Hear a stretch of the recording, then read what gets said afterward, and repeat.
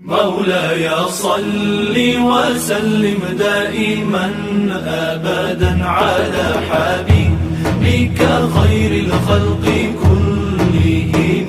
مولاي صل وسلم دائما أبدا على حبيبك خير الخلق كلهم. محمد سيد الكونين والثقلين. بسم اللہ الرحمن الرحیم نحمده ونصلی علی رسولنا الکریم اما بعد.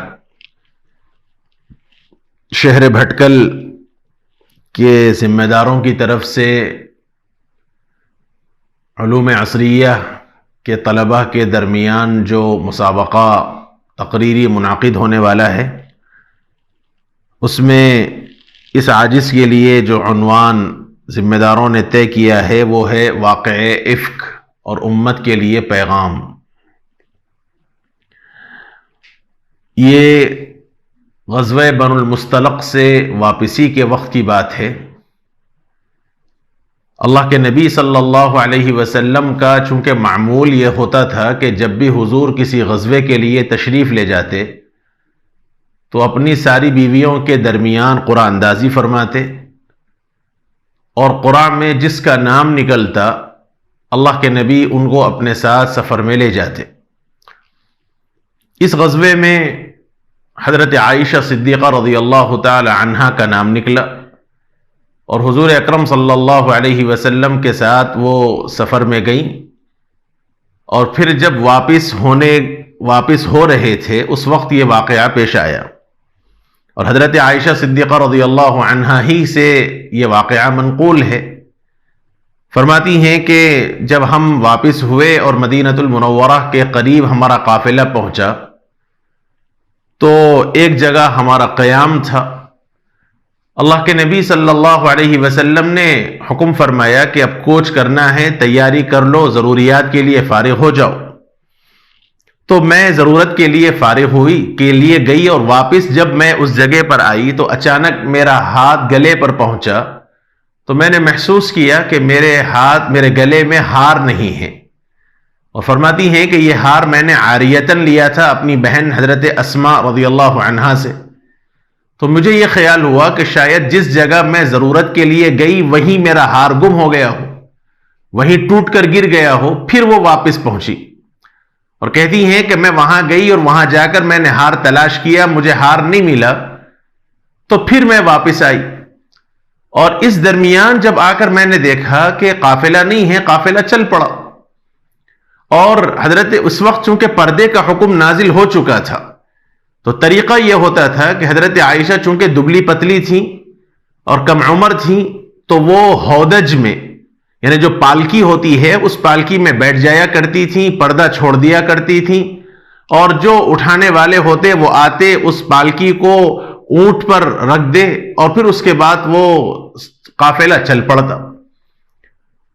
فرماتی ہیں کہ قافلے والوں کو شاید احساس نہیں ہوا کہ میں اس کے اندر نہیں ہوں.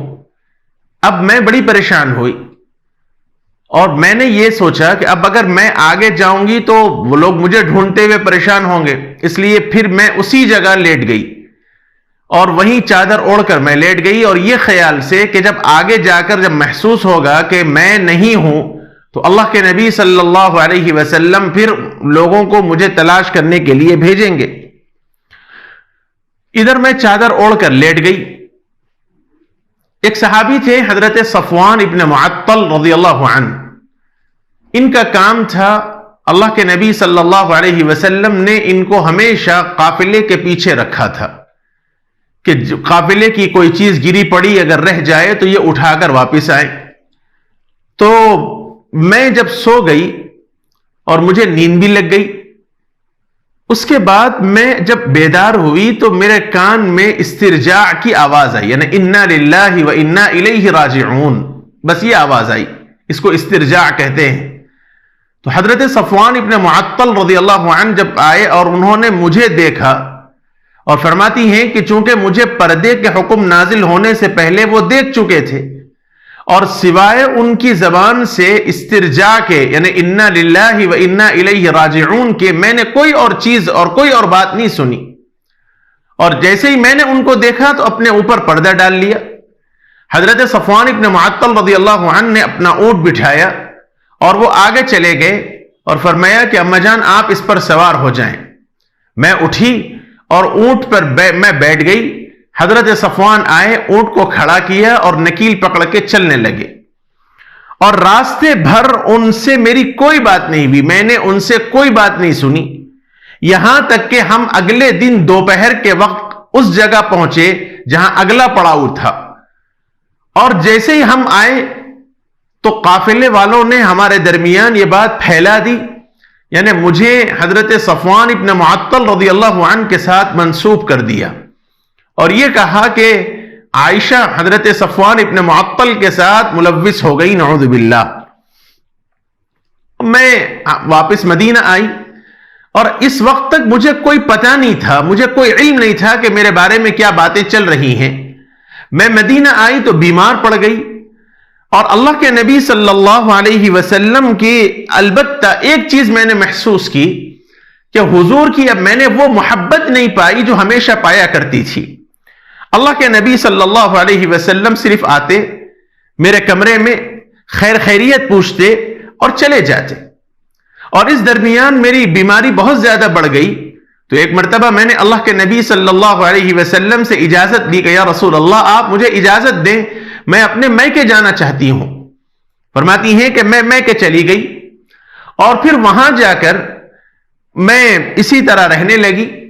ایک مرتبہ ضرورت کے لیے مجھے جانا ہوا. اس زمانے میں ہمارے پاس گھروں میں ضرورت خانے نہیں بنتے تھے تو عورتیں رات ہی کو ضرورت کے لیے جایا کرتی تھیں. تو ایک مرتبہ میں ضرورت کے لیے گئی, میرے ساتھ مصطح ابن اثاثہ رضی اللہ عنہ ایک صحابی ہیں, ان کی ماں ساتھ تھیں, وہ میرے ساتھ چلنے لگی اور اچانک ان کے پاؤں میں چادر آ گئی اور وہ ٹھوکر کھا گئی. تو انہوں نے تعیس مصطح کہا کہ مصطح ہلاک ہو جائے. تو میں نے ان کو فوری ڈانٹا کہ آپ یہ کیا کہتی ہیں, وہ تو بدری صحابی ہیں, مصطح تو بدر میں شریک ہوئے اور آپ اپنے بیٹے کے بارے میں اس طرح کی بات کہتی ہیں. تو انہوں نے کہا کہ بیٹی تجھے کچھ پتا نہیں کہ تیرے بارے میں لوگوں نے کیا کچھ کہا. میں نے کہا کیا کہا؟ تو حضرت مصطح کی ماں نے مجھے تفصیل سے ساری بات بتلائی. فرماتی ہیں کہ خدا کی قسم اب یہ بات سن کر تو میری حالت بدل گئی اور میرا زار و قطار رونا شروع ہوا. ضرورت مجھ سے ختم ہو گئی. میں سیدھے واپس اپنے گھر آئی اور آ کر میں اس طرح رہنے لگی کہ میرا کلیجہ پھٹنے لگا. میری والدہ نے مجھ سے پوچھا کہ کیا بات ہے, کیوں اس طرح کی کیفیت ہوئی؟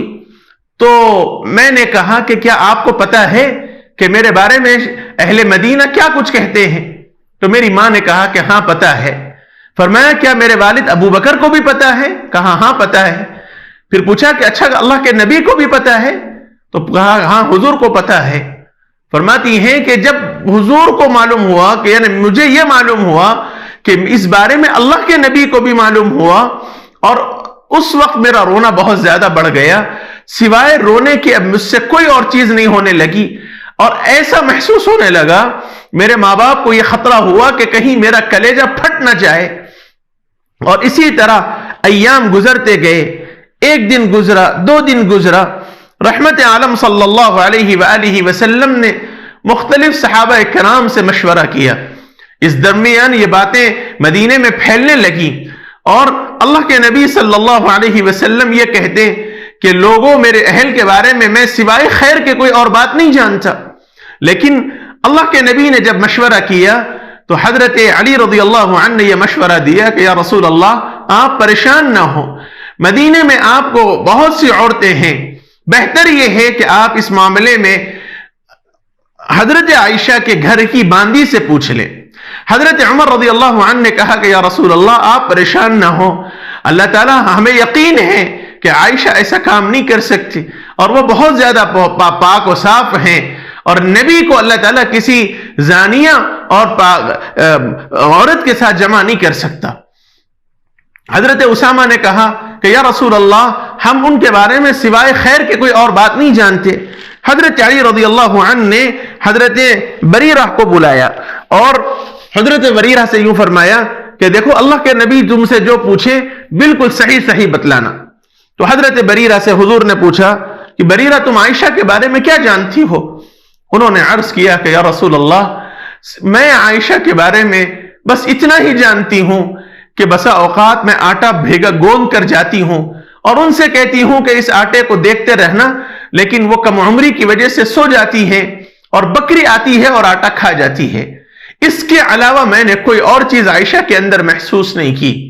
یعنی حاصل اس کا یہ ہے کہ اس بیچاری اتنی کم عمر ہے، اتنی کم سن ہے کہ اسے آٹے تیل کی فکر نے احساس نہیں ہے، تو اس سے اور کیا چیز ہو سکتی ہے. اللہ کے نبی صلی اللہ علیہ وآلہ وسلم نے حضرت عائشہ فرماتی ہیں کہ حضور میرے گھر تشریف لائے اور ایک مرتبہ آ کر اللہ کے نبی صلی اللہ علیہ وسلم سے حضور نے میرے بارے میں کچھ باتیں دریافت فرمائی. اس اتنے واقعے کے اندر جو باتیں سبق کے طور پر ہیں وہ یہ ہیں، جیسے حضرت عائشہ صدیقہ رضی اللہ عنہا نے اس ہار کے متعلق یہ خیال کیا کہ یہ عاریتاً میرے پاس ایک چیز امانت ہے، اس لیے حضرت عائشہ نے ہار کو تلاش کرنے کے واسطے وہ دوبارہ گئیں. اس سے پتہ یہ چلا کہ انسان کے پاس اگر کوئی چیز رکھائی جائے تو وہ اس کے لیے عاریت ہے، اور عاریت کی چیز حفاظت کرنی چاہیے، اس کو بطور خاص امانت کے طور پر واپس کرنی چاہیے. دوسری بات یہ پتہ چلی کہ انسان کو جب اچانک کوئی حادثہ پیش آ جائے تو اس وقت بہت حواس کے ساتھ، بہت ہمت کے ساتھ کام لینا چاہیے، جذبات میں پریشان نہیں ہونا چاہیے. سارا قافلہ چلا گیا، جنگل میں سوائے حضرت عائشہ کے اس وقت کوئی اور نہیں تھی. ایک خاتون جنگل کے اندر اکیلی رہیں، جس فراست اور جس عقل کا انہوں نے مظاہرہ کیا اسی جگہ وہ رہیں تاکہ اگر آگے چلی جائیں تو قافلے والے ڈھونڈتے ہوئے آ جائیں گے، وہیں رہیں گی تاکہ لوگ واپس آ کر پھر اسی طرح تلاش کریں گے. تیسرا یہ پتہ چلا کہ عورت کے لیے سب سے اہم چیز زیور پردہ ہے. حضرت عائشہ نے فرمایا جیسے ہی حضرت صفوان کی آواز سنی تو فوری اپنے اوپر چادر ڈال لی کہ کہیں پھر مزید چہرہ نہ دیکھیں. حالانکہ خود فرماتی ہیں کہ اسلام سے پہلے، پردے کے حکم نازل ہونے سے پہلے مجھے صفوان دیکھ چکے تھے، لیکن یہ حیلہ اختیار نہیں کیا کہ مجھے وہ آلریڈی دیکھ چکے ہیں، مزید اب دوبارہ مجھے چھپانے کی ضرورت نہیں. اسلام کا یہ پردے کا حکم ہے، لہذا حضرت عائشہ نے اس پر یہ خیال کیا. اور چوتھی چیز سبق یہ چلا کہ عورت ہمیشہ شوہر کے مزاج کو سمجھے. اللہ کے نبی کی تھوڑی سی بے رخی اس طرح محسوس کی کہ پہلے والی جو کیفیت تھی اب وہ کیفیت حضرت عائشہ نے محسوس نہیں کی، تو وہ شکوہ کیا، یعنی دل میں وہ احساس کیا کہ پہلے جیسے حضرت اللہ کے نبی کی میرے اوپر توجہات تھیں اب وہ توجہات میرے اوپر باقی نہیں رہی.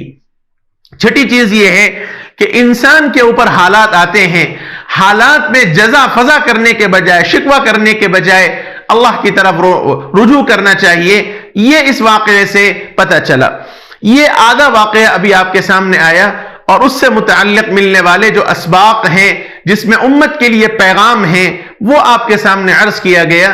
اس کے بعد کیا واقعہ اگلی قسط میں انشاءاللہ آپ کے سامنے پیش کیا جائے گا. وصلی اللہ وسلم وبارک علی نبینا محمد وعلی آلہ وصحبہ اجمعین والحمد للہ رب العالمین. صلی وسلم دائما ابدا على حبیبک خیر